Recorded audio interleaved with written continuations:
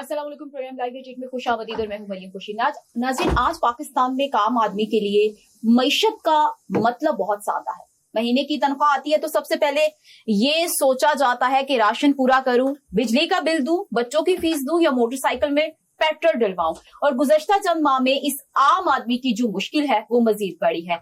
Iran और America के दरमियान जो तनाज़ा और खित्ते की कशीदगी के बाद आलमी तेल की जो मंडी में उतराव चढ़ाव हुआ, पाकिस्तान में भी पेट्रोल डीजल की कीमतों पर दबाव बढ़ा। पहले पेट्रोलियम मसनूआत की कीमतें 15 दिन बाद तब्दील हुई थी, फिर हफ्तावार निजाम आया और अब कीमतों में ज्यादा तेजी से तब्दीली की जा रही है। इस वक्त पेट्रोल तकरीबन 325 रुपए फी लीटर और डीजल तकरीबन 384 रुपए फी लीटर है। यकम अगस्त को यही पेट्रोल 336 रुपए जबकि डीजल 392 रुपए फी लीटर से ज्यादा था। यानी कीमतें रोजमर्रा बुनियादों पर ऊपर नीचे हो रही हैं। लेकिन आम आदमी के लिए 325 रुपए का पेट्रोल भी सस्ता नहीं। और पेट्रोल या डीजल महंगा होना सिर्फ गाड़ी चलाने वाले का मसला नहीं है। डीजल महंगा होता है तो ट्रक का खर्चा बढ़ता है, ट्रक का किराया बढ़ता है तो सब्जी, फल, आटा, दाल, रोजमर्रा इस्तेमाल की चीजें भी महंगी होती है। इसी सूरत हाल में गुड ट्रांसपोर्टर्स की तरफ से किराए में इजाफे और एहतजाज की आवाजें भी सामने आई। अब इस महंगाई के सरकारी अदादो शुमार देखें तो तस्वीर और भी वाज़ेह हो जाती है। जून में सालाना महंगाई 11.1% थी। जुलाई में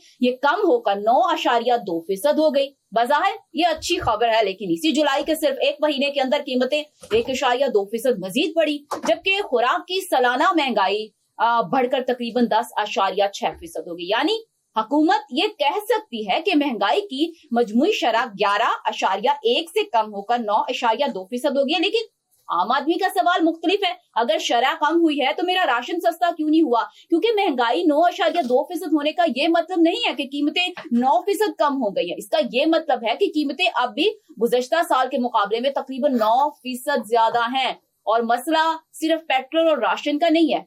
बिजली पहले ही महंगी थी। लोगों ने लाखों रुपए अपनी जेब से खर्च करके सोलर लगाया ताकि बिजली के बिल से जान छूटे। अब ग्रिड से बिजली की खरीद कम हुई तो बिजली कंपनियों ने अप्रैल से जून की समाही के लिए सार्फिन से तकरीबन 34 अरब रुपए इजाफी वसूली मांगी है, जबकि तकरीबन 46 अरब रुपए कैपेसिटी चार्जेस। इसी हिसाब से तो एक आम पाकिस्तानी का सवाल बिल्कुल जायज है कि मैं बिजली ज्यादा इस्तेमाल करूं तो भारी बिल, कम इस्तेमाल करूं तो निजाम के अखराजात का बोझ और अपनी जेब से सोलर लगाऊं तो फिर भी किसी न किसी शक्ल में इजाफी अदायगी आखिर में करूं तो करूं क्या? और इस सब के दरमियान गवर्नमेंट कहती है कि मईशत मुस्तहकम हो रही है। तो आज का सवाल किसी मुश्किल मुआशी इस्तिलाह का नहीं, सवाल बहुत सादा है। अगर मईशत वाकई बेहतर हो रही है तो आम पाकिस्तानी की जिंदगी बेहतर क्यों नहीं हो रही?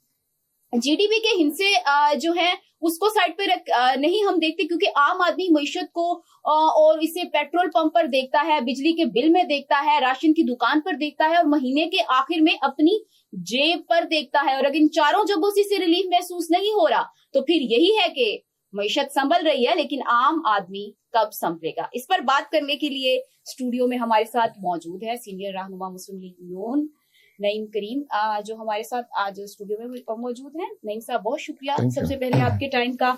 हमारे साथ तज्जियाकार हैं एहसन रजा। एहसन साहब, आपका भी बहुत शुक्रिया। नईम साहब, मेरा सबसे पहले आपसे सवाल है। गवर्नमेंट कह रही है कि हम काम कर रहे हैं, मईशत संभल रही है, हम दिन रात मेहनत कर रहे हैं, आम आदमी को ये नजर क्यों नहीं आ रहा? देखिए, बिस्मिल्लाहिर्रहमानिर्रहीम। पहली बात हुई कि चैलेंजेस को अभी थोड़ा सा समझना पड़ेगा ना कि हमारे मुल्क के चैलेंजेस क्या हैं। और आज हम 79th उस पे आ गए हैं, इंडिपेंडेंस डे पे। तो चीज़ें तो वही चलती आ रही हैं, सीक्वेंस तो वही है सारे कुछ, और तसलसल जो है वो उन चीज़ों का वही है जो महंगाई।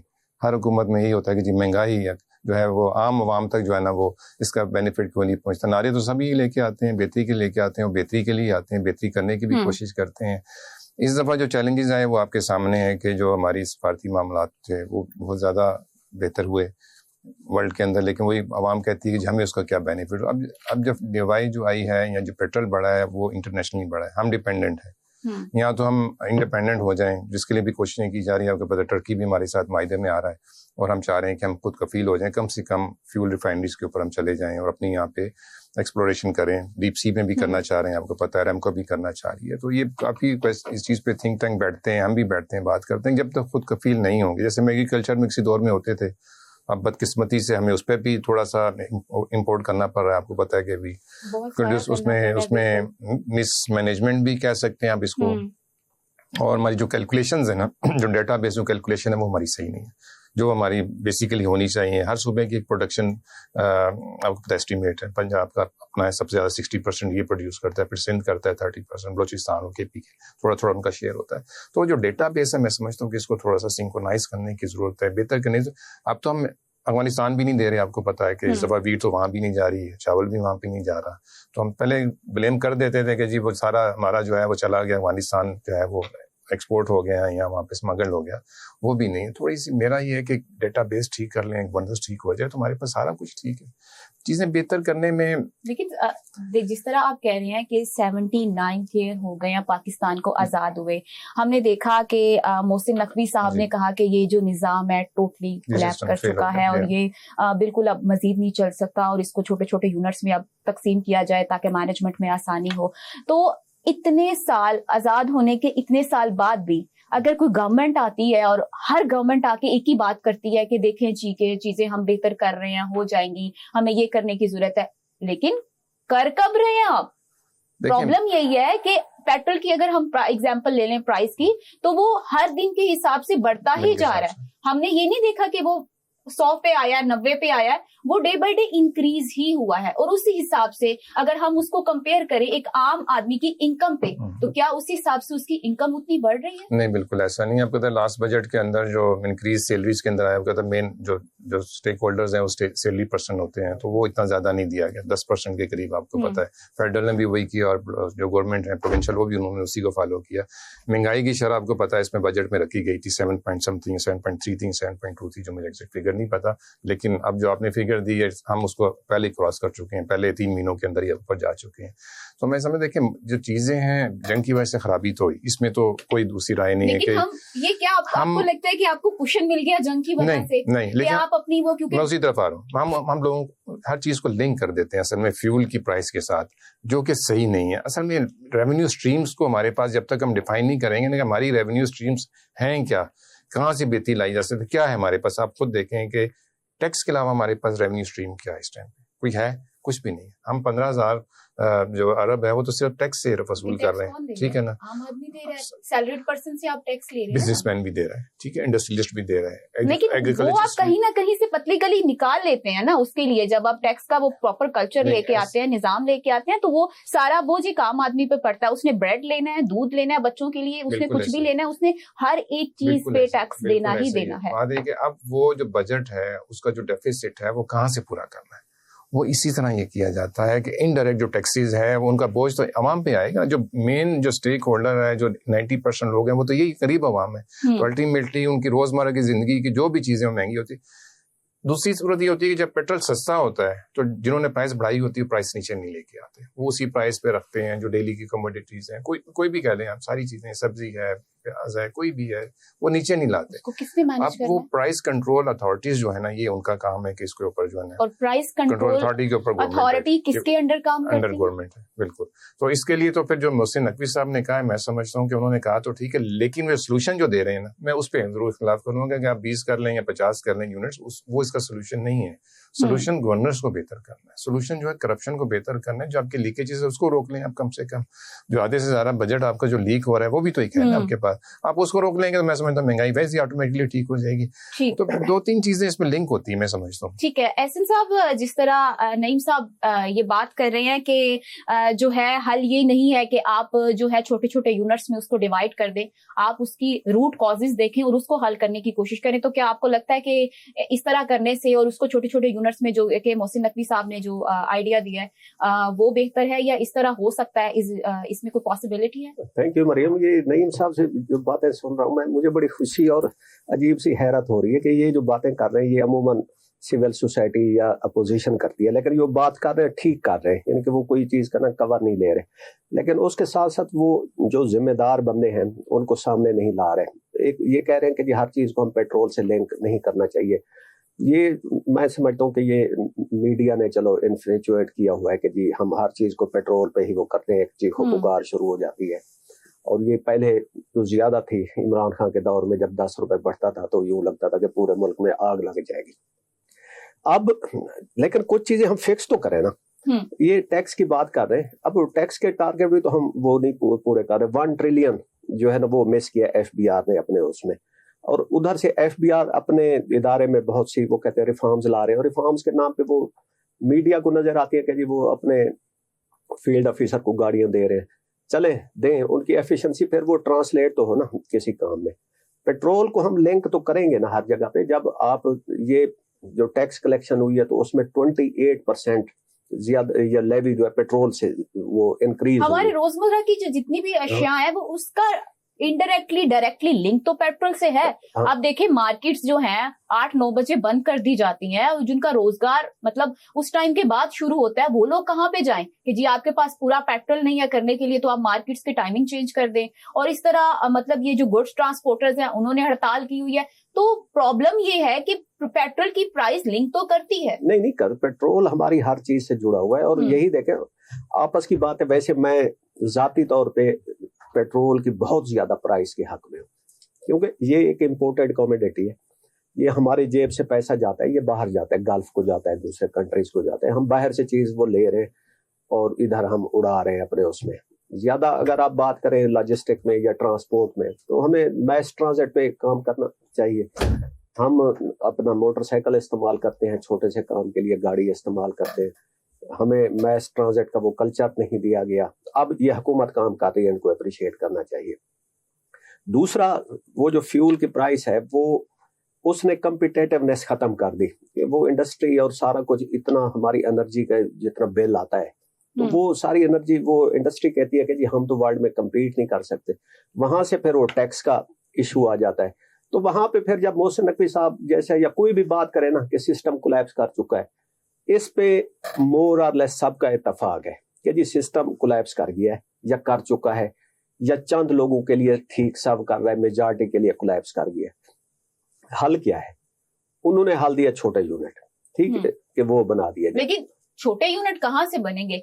हमारे पास पैसा होगा, उसकी सारी मैनेजमेंट करनी है, नए लोग भर्ती किए जाएंगे, और वो सारा हमारे पास तो ऑलरेडी पैसा नहीं है, तो वो छोटे यूनिट्स के लिए भी प्रॉपर अच्छी मैनेजमेंट चाहिए, उसके लिए सालों चाहिए। वो यानी कि एक जो हमसे 4 सूबे नहीं संभाले जा रहे हैं, वो अगर आप 20 और हर सूबा ये कहता है कि मुझे पाकिस्तान के साथ नहीं रहना, वो मतलब पाकिस्तान के साथ रहना ही नहीं चाहते। हर सूबे को दूसरे से प्रॉब्लम है, हर सूबे नहीं, इससे थोड़ा सा खिलाफ हम करेंगे। मतलब आप बलूचिस्तान की बात करें, आप सिंध की बात करें, वहाँ चंद गाँव की बात करें, बलूचिस्तान सारे लोग, वहाँ पे बात यही होती है कि हमें अलहदा किया जाए, हमें अलहदा किया जाए, हमारे साथ ज्यादती होगी। और पंजाब पे हमेशा यही क्रिटिसिज्म होता है कि सारे का सारा बजट पंजाब खा गया, पंजाब पे लग गया, पंजाब को उसकी रीजंस है ना। 16 करोड़ अगर आवाम यहाँ पे है, मतलब रीजंस है ना सब। देखिए मेजर आप किस पे लगेगा? आवाम पे लगेगा। 16 करोड़ यहाँ पे, बलूचिस्तान की आवाम कितनी है? 1 करोड़ 40 लाख।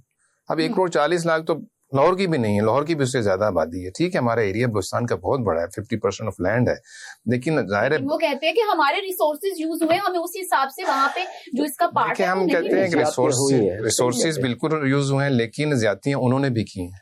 हमने मतलब उन्होंने मतलब मैं भी बलूचिस्तान से ही, तो हमने भी अपने साथ ज्यादतियां की है ना, कि जो हमारे पास रिसोर्सेज आए हमने वो कहाँ पे लगाए, हमने क्या वो लगाए हैं, हमने प्रॉपर उसकी मैनेजमेंट की है क्या, ये सारी चीजें तो देखने की। अभी जो हम कौन है, हम मतलब गवर्नमेंट भी है, आवाम भी है, पॉलिटिशियंस भी हैं, अदारे भी हैं, एस्टेब्लिशमेंट भी है, सारे इसके अंदर आते हैं, जुडिशरी भी है, हम सभी हैं। मतलब मैनेजमेंट तो गवर्नमेंट ने करनी है ना, आवाम ने वोट दे के आप पे छोड़ देना है। अब आपने आगे चीजों को मैनेज करके उनको रिजल्ट दिखाने, आपने तो रिजल्ट की बेस पे उनसे वोट मांगा है ना कि हम ये कर देंगे वो कर देंगे। बाद में आप देखते हैं कि बाद में वही इशू, सियासी इक़्तिदार की जंग होती है, कुर्सी की जंग होती है, पार्टीज दोनों एक दूसरे के आमने सामने आ जाती हैं। अब आप देख लें कि पीपल्स पार्टी और नून लीग किस तरह वहां पे इशू चल रहे हैं आजाद कश्मीर के इलेक्शन की वजह से। तो वहां पे अवाम कहीं साइडलाइन नहीं हो जाती, उसके मसाइल कहीं साइडलाइन हो जाते हैं। देखिए, ये तो एक नेचुरल मैं समझता हूँ कि पॉलिटिकल जो स्ट्रक्चर उसका ये खूबसूरती इसको कह लें, बदसूरती कह लें, लेकिन यही है। اب دیکھیں ہماری آئیڈیالوجی تو کبھی بھی ان کے ساتھ نہیں ملی نا. ہم ہمیشہ الیکشن میں ان کے اگینسٹ ہوتے ہیں. جی بی میں بھی ہم ایسی ہم نے الیکشن لڑا, اور 24 کا الیکشن بھی ہم ایسے ہی لڑا. ہم نے کوئی اتحادی بن کے تو نہیں لڑا تھا ان کے ساتھ. اب یہ کہ اس میں آئے ہیں جس کو مینڈیٹ ملا ہے جی بی میں, ہم نے تو کبھی اعتراض نہیں کیا. جی بی میں آئے وہ حکومت بنائی انہوں نے, ہم نے تو کوئی اعتراض نہیں کیا. جے کے میں جس کو مینڈیٹ دیا ہے وہ حکومت بنائے. اور ہمیشہ سے آپ کو پتا ہے رجحان بھی یہ رہا ہے کہ جو فیڈرل گورنمنٹ ہوتی ہے اسی کی گورنمنٹ جے کے میں بنتی ہے. تو اس میں تو میرا نہیں خیال. لیکن پولیٹیکل نعرے لگانا کہ وہ جو ہے دوبارہ سے گنتی شروع ہو جائے گی, میں سمجھتا ایک پولیٹیکل نعرے ہے, وہ کچھ بھی نہیں ہے. اوریجنلی تو آپ اتحادی ہیں, پیپلز پارٹی میں سے اتحادی ہے.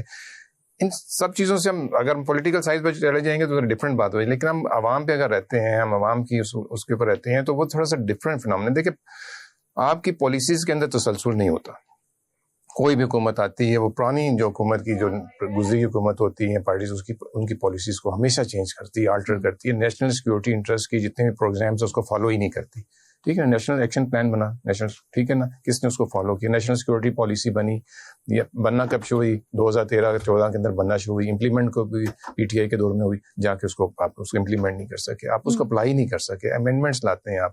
NFC ایوارڈ کب بنا آپ کے سامنے, 80 امینڈمنٹ کب آئی, سب لے کے تو آتے ہیں. اب اس کو فالو کرنا, چیزوں کے لے کے جانا, اب پھر ایک نئی امینڈمنٹ کی بات ہو رہی ہے. دیکھیں اس میں جب تک تمام اسٹیک ہولڈرز کس کو کہیں گے؟ پولیٹیکل پارٹیز کو, کیونکہ وہی ہماری قیادت کر رہے ہیں. جب تک وہ سب کو لے کے سامنے نہیں لایا جائے گا, پھر اس کے اندر جو ادارے ہیں تو ان پالیسیز کو ریویو بھی کریں, اس کو بھی فالو کریں. اس پہ بات ہم کرتے ہیں. یہاں پہ بریک کا ٹائم ہوا ہے, ٹیک اے شارٹ بریک. بریک کے بعد واپس آتے ہیں.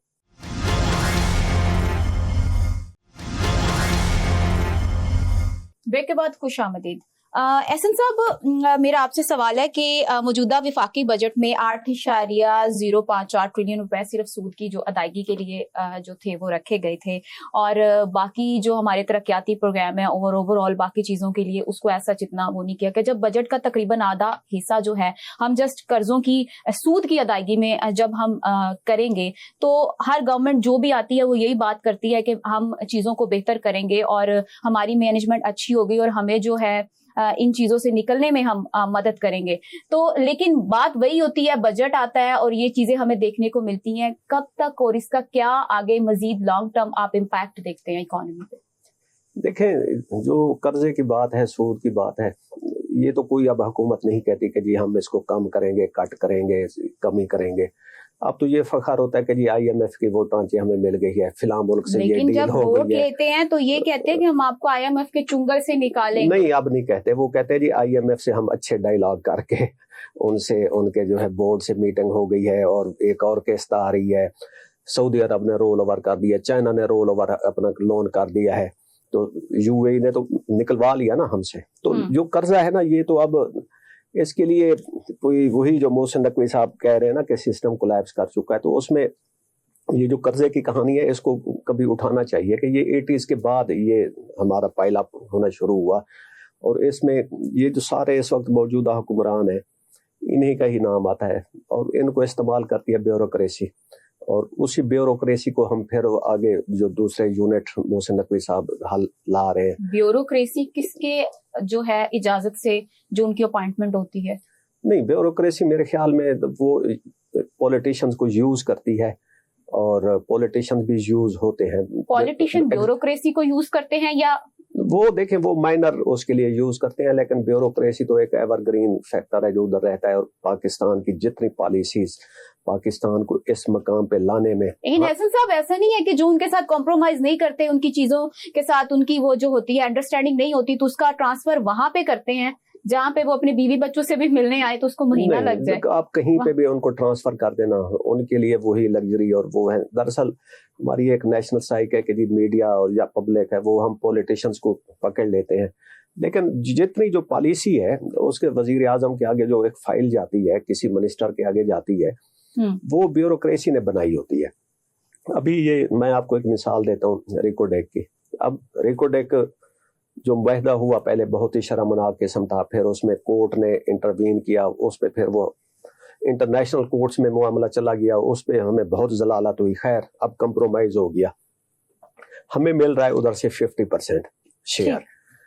اس میں جو فارن کمپنی ہے کوپرٹیتھون ہے کہ وہ پچھلی وہ تھی ابھی تو بیرک گوڈ. اچھا, وہ کہتے ہیں کہ جی ہم پاکستان میں اس کو پروسیس نہیں کریں گے.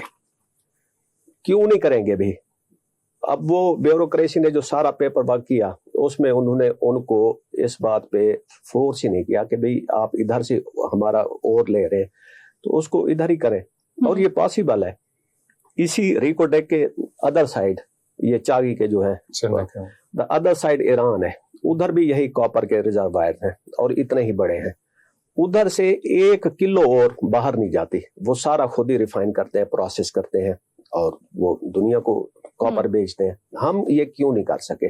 اب یہاں پہ جو پولیٹیشنز ہیں وہ ایک بولڈ سٹیٹمنٹ دے سکتے ہیں, لیکن آگے جب فریم ورک اور رولز اور ٹی او آرز وہ بزنس کی بات ہوتی ہے وہ بیوروکریسی نے کرنی ہوتی ہے. تو ہمیں اس ملک کو فیل کرنے میں بیوروکریسی کا زیادہ ہاتھ ہے. دوسرے نمبر پہ ہم پولیٹیشن کو پکڑ سکتے ہیں کہ انہوں نے بیوروکریسی کو ریفارم کیوں نہیں کیا ابھی تک, اور وہ بھی ان کے ہاتھوں چھوٹے چھوٹے مائنر اس کے لیے بینیفٹس کے لیے یوز ہوتے آ رہے ہیں. اینی ہاؤ وہی سسٹم کولیپس کر گیا ہے. ہمیں کوئی نیا جو ہے نا ایک سولوشن ڈھونڈنا ہوگا. اس میں چاہے آپ نئے یونٹ بنائیں, چاہے آپ ڈیوالو کریں. اب بات ہو رہی ہے جی اے آئی لیڈ گورننس آ جائے, آپ گورننس کو وہ اتنا وہ کریں کیونکہ اے آئی جو ہے نا وہ ایفیشینٹ ہے اور اس میں ایرر کا مارجن بہت کم ہے اور کوئک ہے, تو اس کے ذریعے آپ پورا جو ملک ہے اس کو مینج کرنا چاہیے. لیکن ہم کہتے ہیں کوئی نہ کچھ کریں. یہ جو سسٹم یہی چلتا رہا تو ہم یہ اگلے 10 سال 20 سال یہی ٹاک شو ہوگا, یہی ایشو ہوگا کہ غریب مر گیا, پبلک وہ ہو گئی, قرضہ بڑھ گیا اور ملک میں کچھ نہیں ہو رہا. تو یہ کہانی چلتی رہے گی. ہمیں کچھ نہ کچھ نیا کرنا ہوگا آؤٹ آف باکس. صحیح. نعیم صاحب, احسن صاحب جیسے کہہ رہے ہیں ہمیں کچھ نیا کرنا ہوگا, تو مین جو رسپانسبل ہے سارے ایشوز کی تو وہ کہہ رہے ہیں کہ بیوروکریسی ہے. اس کے بعد گورنمنٹ کی باری آتی ہے, تو بیوروکریسی میں ریفارمز کس طرح ہو سکتی ہیں, اور کیا سارے کے سارے ایشو کا ملبہ صرف بیوروکریسی پہ ڈال دینا کہ ان کی وجہ سے وہاں پہ ایشوز ہیں, اس وجہ سے معاملات اتنے خراب ہیں؟ دیکھیے ریفارمز تو سب سے پہلے جہاں پہ ہونے کی ضرورت ہے, ریفارمز کی ضرورت ہے, اس میں تو دوسری رائے نہیں ہے, بالکل میں ایگری کروں گا. لیکن پریورٹیز ریفارمز میں لانی, سب سے پہلی ریفارمز آپ کو جوڈیشری میں چاہیے. پہلی میری اپنی پوائنٹ آف ویو ہے یہ اس کو آپ نہیں کہہ سکتے کہ میرا ایک پارٹی کا بیان ہے, لیکن یہ کہ سب سے پہلی جو جس سے مطلب 90% لوگوں کا ڈیلی کی بیس کے اوپر جس سے واسطہ پڑتا ہے دیٹ از عدالتیں. ہمارا جو نظام ہے, ہمارا جو انصاف کا نظام ہے, وہ لوور کورٹ سے لے لیں, آپ شروع ہو جائیں. میں نے میڈم کو بھی یہ کوشچن کیا تھا تو انہوں نے کہا کہ بہتر ہے کہ جواب نہ دوں تو بہتر ہے اس ٹاپک کے اوپر. میڈم مریم کی بات کروں تو لوور کورٹ کو آپ شروع کر دیں لینا, کہیں سے بھی آپ سٹارٹ کر دیں. آپ دنیا کے ساتھ تو ہم مقابلہ کر رہے ہیں ابھی, ٹھیک ہے, ہم دنیا میں بڑے اوپر اس پہ چلے بھی گئے.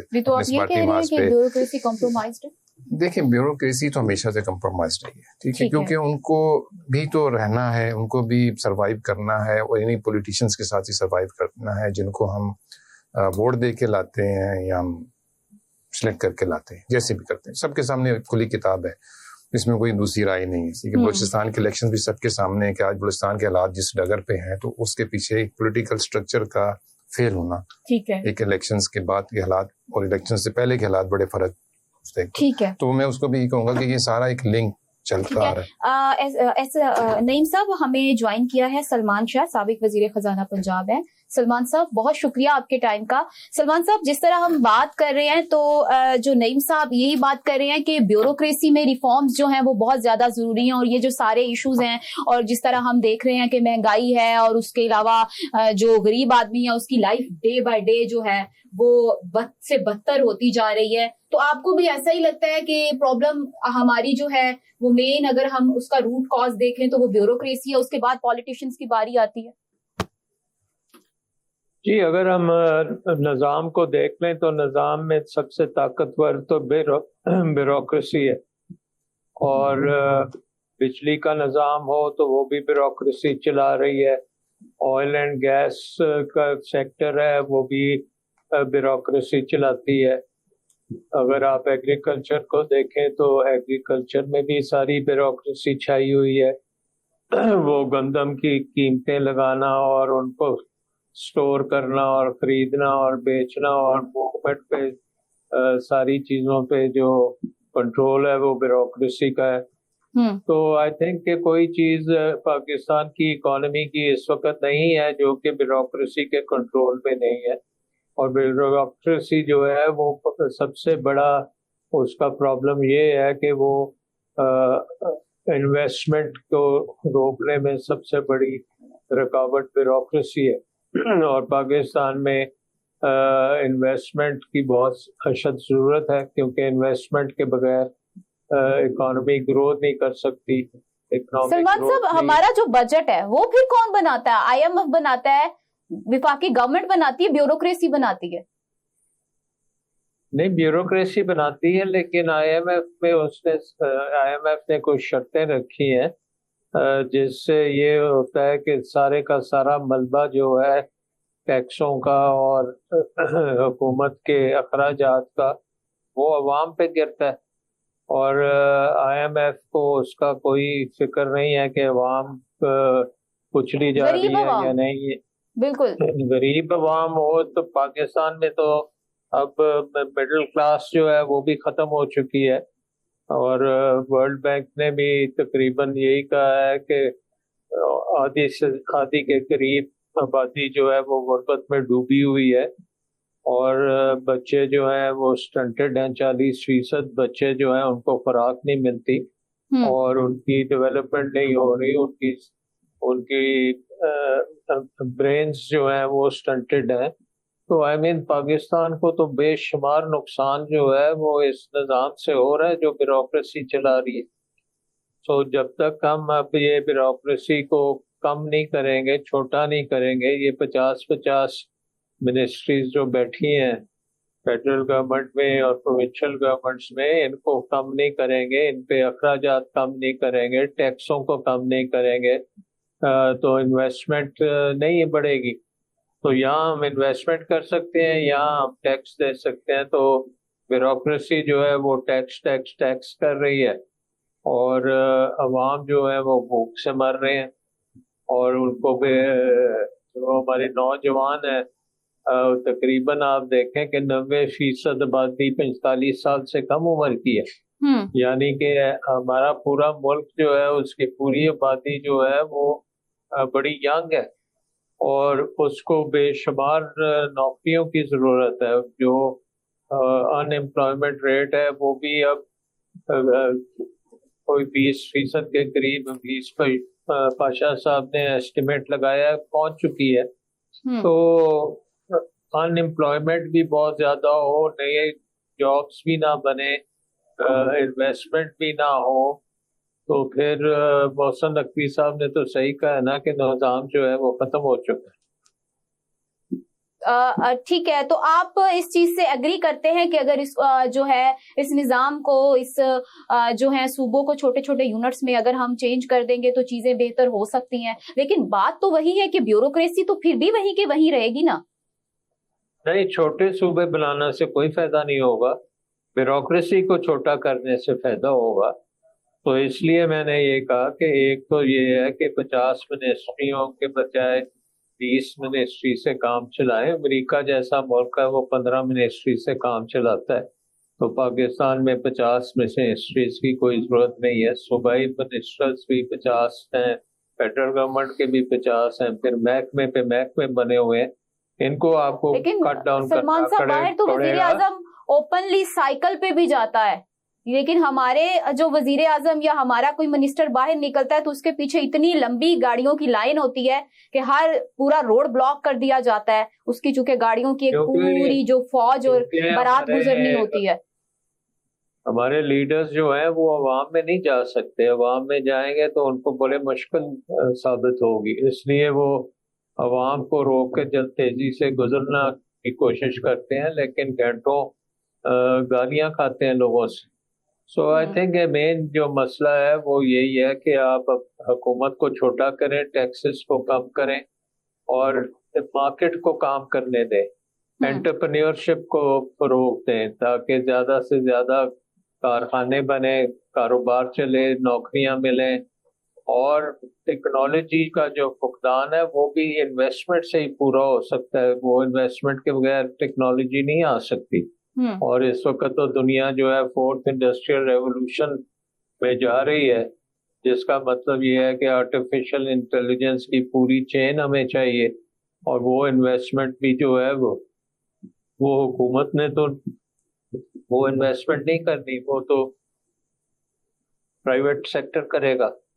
सो आई थिंक कि हमें अपनी पूरी इकोनॉमी को रीवैम्प करना पड़ेगा, कंपेटिटिव बनाना पड़ेगा। सस्ती बिजली का निज़ाम जो है वो एक ही तरीका अब रह गया है कि ये IPPs वाला निज़ाम ख़त्म किया जाए और एक कंपटीशन का निज़ाम लाया जाए जहाँ सर्वाइवल ऑफ द फिटेस्ट है। जो सस्ती बिजली बेच सकता है उसको मौका दिया जाए, बेचेगा। वो बाकी जो महंगी बिजली बनाते हैं वो लोग नहीं लेंगे। फिर सोलर हमें पूरी तरीके से बढ़ाना चाहिए ताकि कम से कम जो फैक्ट्रियां हैं, जो आम लोग हैं, उनके घरों में सोलर होगा तो वो एक सस्ती एनर्जी मिलेगी। अगर एनर्जी सस्ती होगी तो आपकी जो दुनिया में कंपेटिटिवनेस बहुत बेहतर होगी और आपकी एक्सपोर्ट्स भी बेहतर होंगी। तो पाकिस्तान को तो एक मिनी चाइना की तरह होना चाहिए ना, फैक्ट्री ऑफ द वर्ल्ड के, यहाँ पे हर चीज मैन्युफैक्चर हो रही हो और वो एक ही तरीके से हो सकती है कि सस्ती बिजली हो और हमारे जो लेबर है।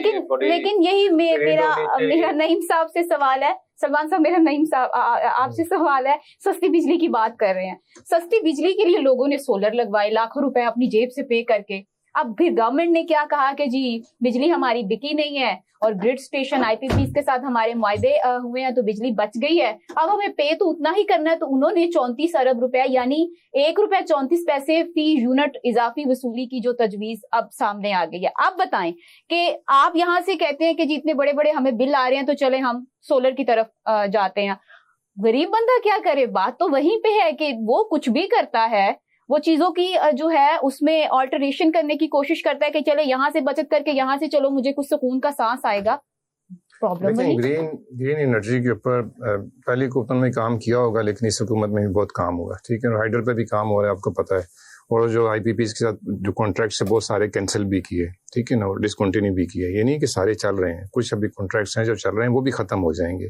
हम जब तक इस चीज से निकलेंगे नहीं ना, शाह साहब की बात को बिल्कुल मैं फॉलो करूंगा कि जब तक हम इसके अंदर कंपटीशन नहीं लेके आएंगे। साल के कॉन्ट्रैक्ट्स हैं और उसमें एक भी ऐसी लाइन नहीं है जिसमें कहा जाए कि अगर ये होगा तो हम यहाँ पे कुछ चेंजिंग्स या थोड़ा सा हमें रिलीफ दिया जाए। बात ये है कि जब आप मकान भी लेते हैं किराए पे तो आप तब भी कॉन्ट्रैक्ट में इतना सा लिखते हैं कि अगर ये हालात हो गए तो इसमें ये चेंजिंग हम कर सकते हैं। इनकम्पिटेंसी ऑफ गवर्नमेंट्स जब होंगी, लोगों की होंगी, तो किसी किस्म के कॉन्ट्रैक्ट्स होंगे। जब आप बीच में इंटरनेशनल मीडिएटर्स को नहीं रखेंगे, गारंटर्स को नहीं रखेंगे, तो ऐसे ही कॉन्ट्रैक्ट्स बनेंगे जो बने हैं। अभी रेकॉर्डिंग की भी इन्होंने बात की, बिल्कुल ऐसे ही रेकॉर्डिंग के ऊपर भी जो इंटरनेशनल कॉन्ट्रैक्ट हुआ है उसके अंदर मीडिएशन भी है, उसके अंदर मीडिएटर्स भी हैं और उसके अंदर सुप्रीम कोर्ट ऑफ पाकिस्तान भी एज ए गारंटर है। इसके बगैर वो नहीं आ रहे थे, इनको पता है। अब वो 50% हमें मिलेगा, तो हम कहते हैं 50% हमें मिलेगा तो वो भी हमारे लिए बहुत है। ना होने से तो बेहतर है। 60 बिलियन अगर हम $60 बिलियन हमारे पास अगर आते हैं, 25% सूबा लेगा, 25% फेडरल को मिलेगा, तो इस अमाउंट तो मैं समझता हूँ कि जब तक हम इस किस्म के उसके ऊपर डायरेक्ट इन्वेस्टमेंट्स पे नहीं जाएंगे, जिसको FDI कहती हैं, फॉरेन डायरेक्ट इन्वेस्टमेंट्स नहीं आएंगे, हम कर्जों पे नहीं चल सकते। एज इकॉनमी हम कर्जों पे नहीं चला सकते। 60,000 अरब से ज्यादा के कर्जे इस टाइम पे अंदरूनी बैरूनी हमारे हैं, उसके ऊपर है जो मेरे पास फिगर्स हैं, इससे ज्यादा ही होंगे। हम वही बात है कि हम कर्जे उतारने के सिर्फ फिलहाल सूद दे रहे हैं, अभी हम कर्जे नहीं उतार रहे, फिलहाल हम सूद दे रहे हैं। मियां नवाज शरीफ साहब 2013 में आए, हमारे सर पे खड़ा, मैं 2013 में जाऊंगा, ठीक है ना, कर्जे थे। जब 2015-16 तक हम गवर्नमेंट को लेके गए, मियां नवाज शरीफ साहब आप वो कर्जों की फिगर्स ले लें, आप डॉलर की फिगर भी ले लें, आप फ्यूल की प्राइस भी ले लें, IMF के प्रोग्राम्स भी देख लें, उनको खत्म कर रहे थे, बिल्कुल उन्होंने एंड कर दिया था। फिर नए कॉन्ट्रैक्ट्स हुए 2018 के बाद IMF के साथ, वो ऐसे कॉन्ट्रैक्ट्स थे जिसको अभी तक हम फॉलो कर रहे हैं, हम निकल नहीं पा रहे उनसे।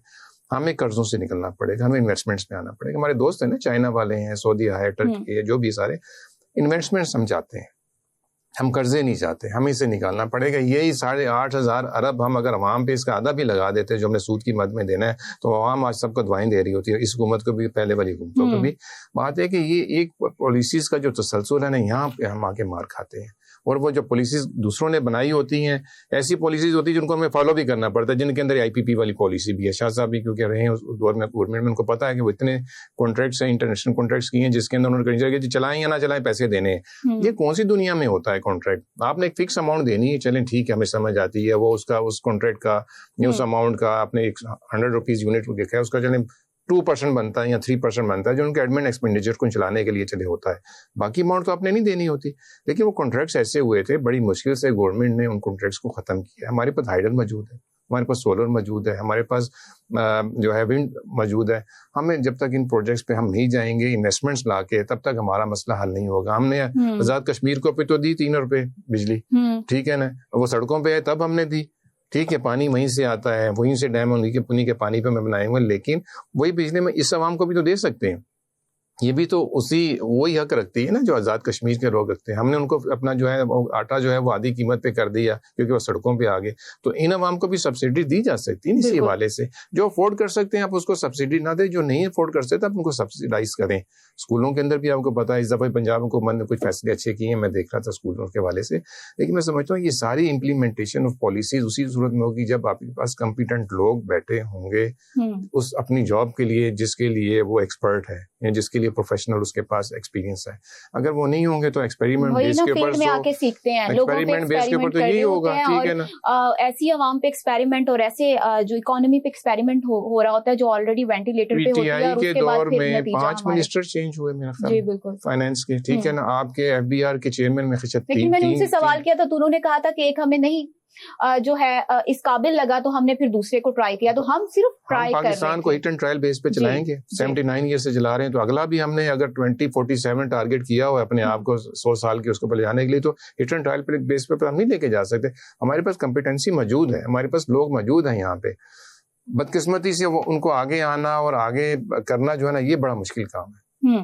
جو سسٹم لے کے آ رہے ہیں کلونیل سسٹم, ہم نے ابھی تک اپنی تن رکھا ہوا ہے, وہی جاگیردارہ نام, وہی نواب سردار چودھری, اس سے ہمیں نکلنا پڑے گا. ہمیں ریفارمز کی ضرورت ہے. وہ الیکشن ریفارمز بھی ہو سکتے ہیں, وہ آپ کے پاس ایف ڈی آر کے ریفارمز اپنی جگہ پہ. ٹیکس نیٹ کی میں بات کروں گا, 30% لوگ ٹیکس دیتے ہیں. اب بتائیں نا, جب 30% لوگ ٹیکس دیتے ہیں تو بوجھ کس پہ پڑے گا؟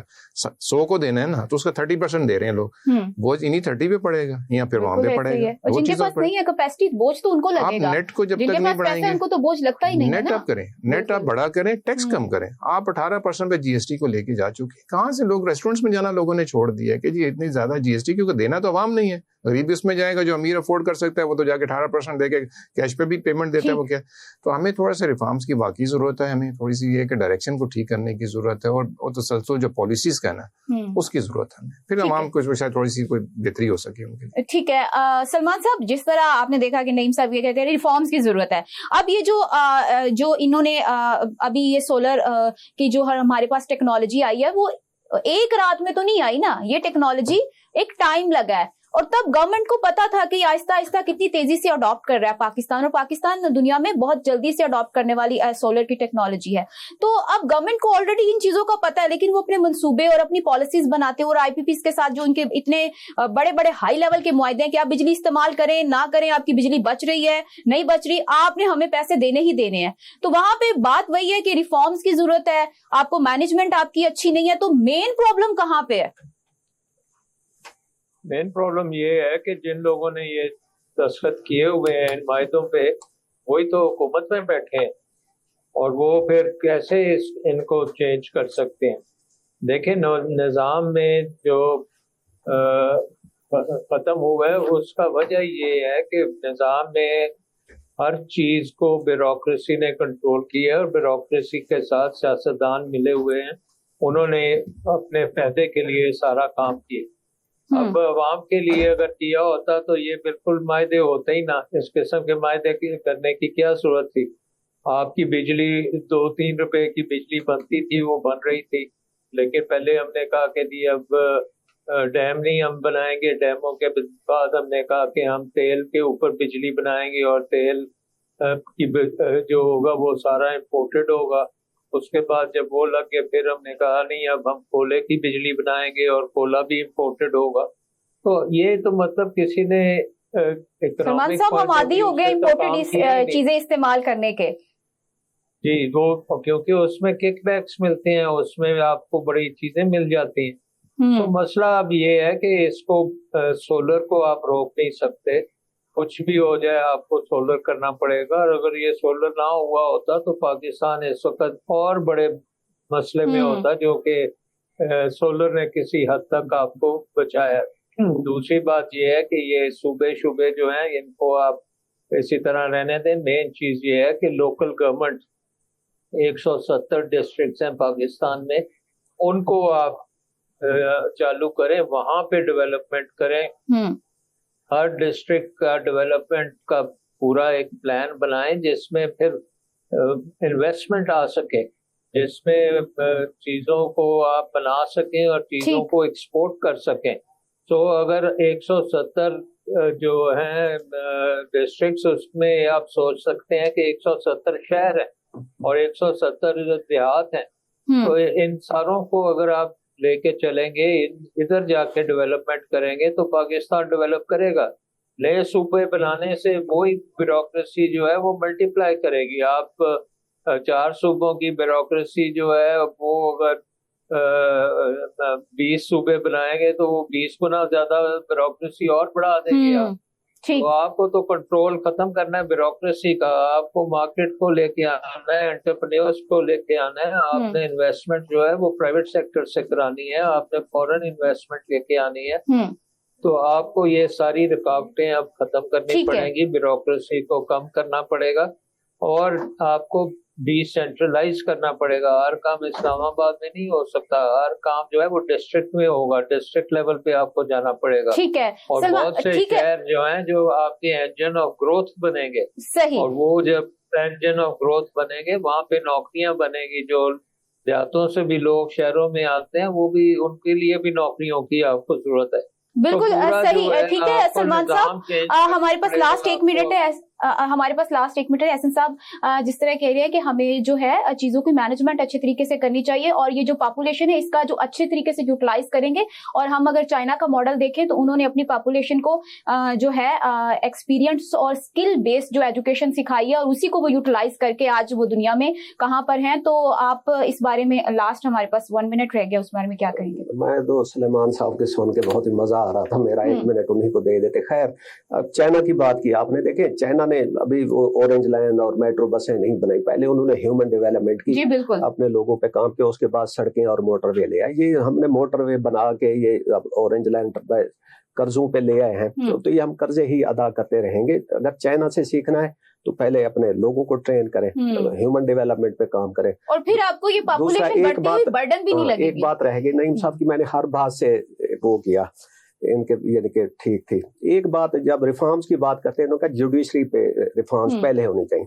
देखिए, अगर आपकी ब्यूरोक्रेसी ठीक होगी ना तो जुडिशरी का बर्डन खत्म हो जाएगा। उस पे जितना वो, उसमें जुडिशरी के पास जो केस जाता है, लोअर कोर्ट में हो या ऊपर हो, वो नीचे आपका किसी दफ्तर से क्रिएट किया हुआ पटवारी का मसला होता है, पुलिस का मसला होता है, किसी एक्साइज टैक्सेशन किसी ऑफिस का मसला होता है जो आपको कोर्ट तक ले जाता है। अगर ये नीचे सिस्टम ठीक हो जाएगा तो आपकी पूरी जुडिशरी, पूरा सिस्टम ठीक हो जाएगा। और शायद यही बात सलेमान साहब भी कर रहे थे। सलेमान साहब, बातें आपकी सुन के बहुत मजा आ रहा था।